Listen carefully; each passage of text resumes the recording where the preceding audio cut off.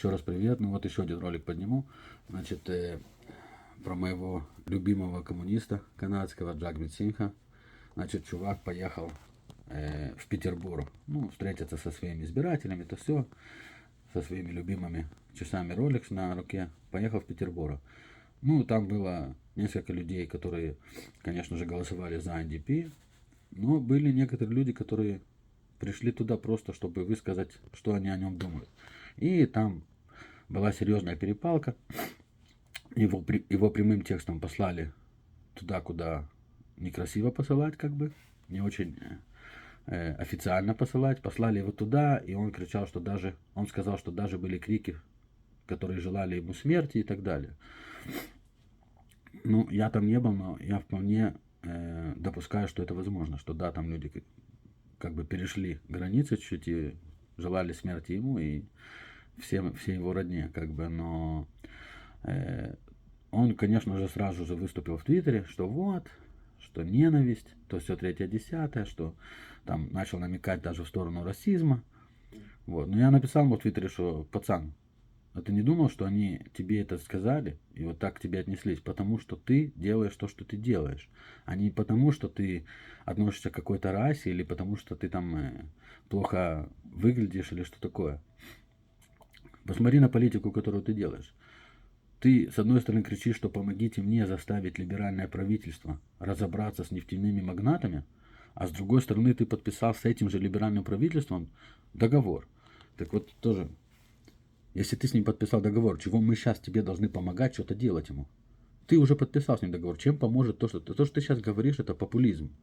Просто полный тупой популизм. Помогите мне заставить либеральное правительство что-то там сделать. Они же твои друзья, ты же трудно кентуешься. Ты же не подписал договор, ты его поддержал с чрезвычайным актом тогда. И то, причем даже соврал, сказал, что если не поддержит твоя партия чрезвычайный акт, то будет распуск парламента, на что Трудо бы все равно не пошел бы, потому что если бы сегодня он распустил парламент, то я думаю, что он бы проиграл выборы.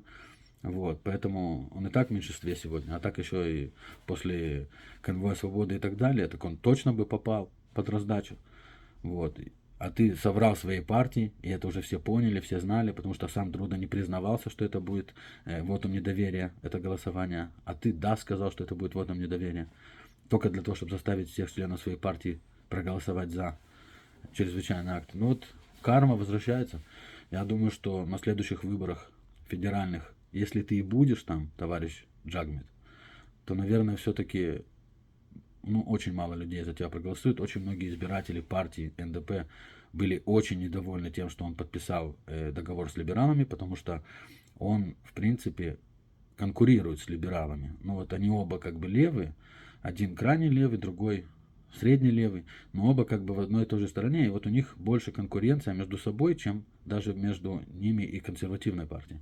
Потому что они оба представляют более-менее тот же самый социальный регион, как бы.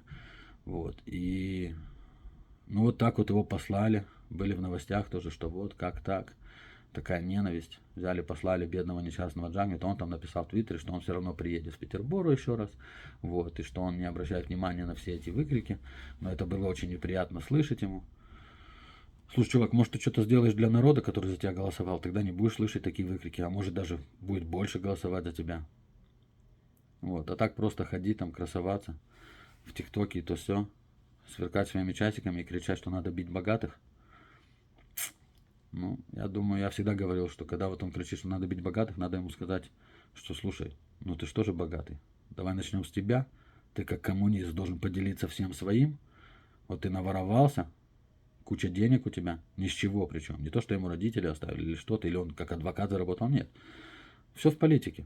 Вот он почти что сразу пошел в политику, и вот все с политики. Коррупция и так далее. Вот у тебя куча бабла, давай мы сначала тебя раскулачим, или покажи пример, поделись всем своим имуществом, скажи, что вот буду жить как бедный канадец.